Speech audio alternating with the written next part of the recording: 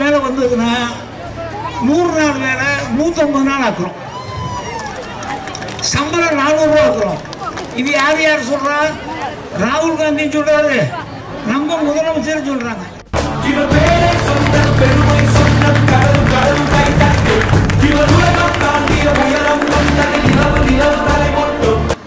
மகாலட்சுமியின் திட்டம், அந்த திட்டம் பேரு. அந்த திட்டத்தில் என்ன சொல்ல கொடுக்க போறாங்கன்னா 1 லட்சம் ரூபாய் குடும்ப தலைவர்களுக்கு கொடுக்க போறாங்க.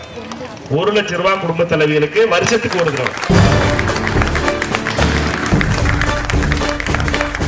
எழுதி கையெழுத்து போட்டு ராகுல் காந்தி கொடுத்திருக்காரு. உத்தரவாதமா இந்த மகாலட்சுமி திட்டத்தில் நீங்க எல்லாரும் சேரணும். யாரெல்லாம் சேர போறீங்க மகாலட்சுமி திட்டத்தில்? கைது பார்ப்போம்.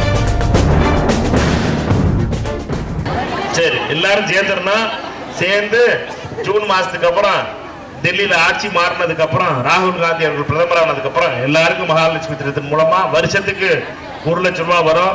அதன் மூலமா நம்முடைய 2 பவுன் தங்கமாவது வாங்க முடியும். உங்க கையில இருக்கு, கை சின்னத்துக்கு வாக்கு தாருங்கள் என்று கூறி விடைபெறுகிறேன். நன்றி, வணக்கம்.